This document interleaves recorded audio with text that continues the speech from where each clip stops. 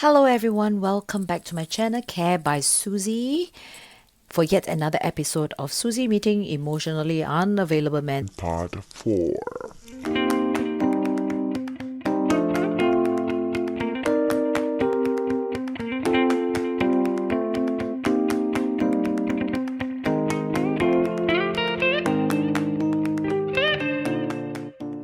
So first and foremost, allow me to thank all my supporters and subscribers who have been watching my videos. In fact, when I was making so many of these emotionally unavailable men videos, I wasn't quite sure whether you guys were interested.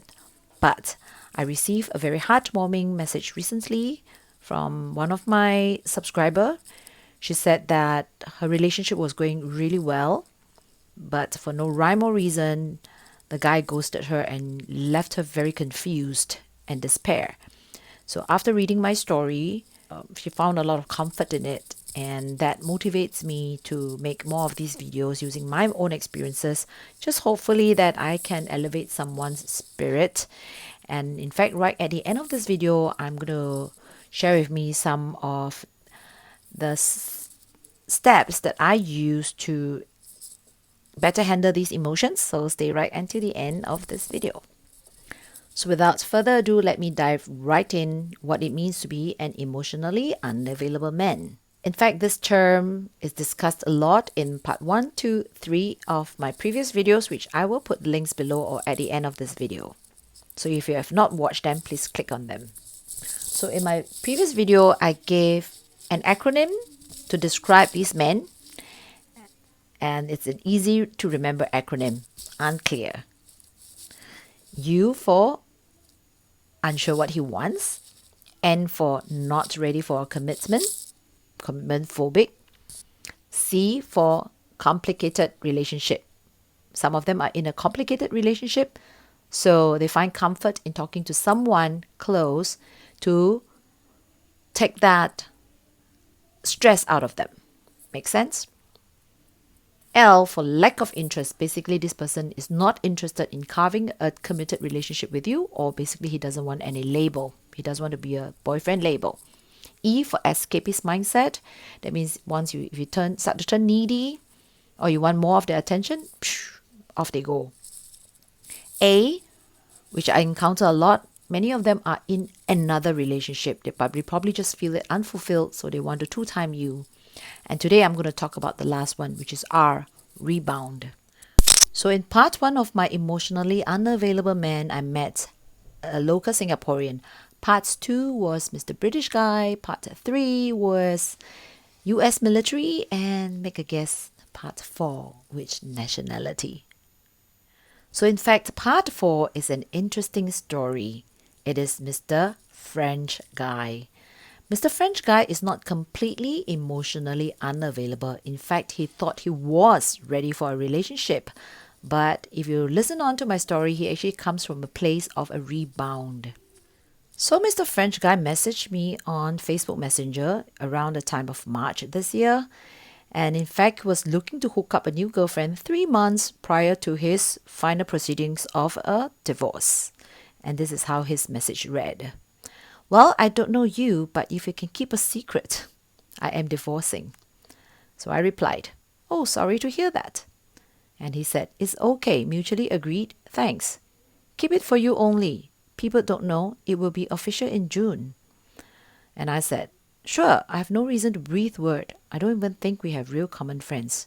How did you find me on Facebook anyway? And he said, I saw your profile on suggestions. You have an amazing body. Your boyfriend is a lucky guy. Enjoy your job. Take care, Suzie. Thanks for chatting. Well, innocent enough, right? So he continued. Well, if in the next couple of months I go to your place, maybe you can introduce me to single girls. Only the single ones. I don't want married or those with boyfriend. I'm turning 45 in November. I am picky, you know. I need emotional, intellectual, and physical connections. But we never know. Maybe someone will meet my expectations. As you can see from the messages, he pretended to be keen for me to match him up with one of my students or co-workers in my post studio, but actually the whole time he had eyes for me. In fact, that was not it. He said he was picky and even laid down credentials on what he found in an ideal woman. Like, excuse me. Back in my head, I was thinking, and pardon my language, but these were my exact thoughts. You bloody divorcee to be? You should be lucky if any decent woman even wants you. What right have you got to be picky? My replies to him were curt and sarcastic. So when he actually confessed that he had the hearts for me, I could no longer contain my temper, so I lashed it out on him. I called him conceited Frenchman, egoistical, and full of himself. Full of himself. So finally, after COVID lockdown ended, he apologized for his foolishness and invited me for dinner.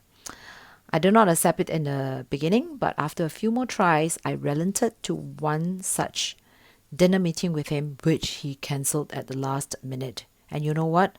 I was so done with this guy, I unfriended him on Facebook. Just don't waste my time.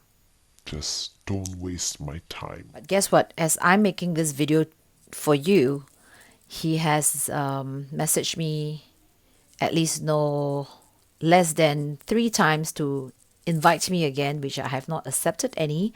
But that's the thing I want to say to ladies who meet emotionally unavailable men. Stop chasing, okay?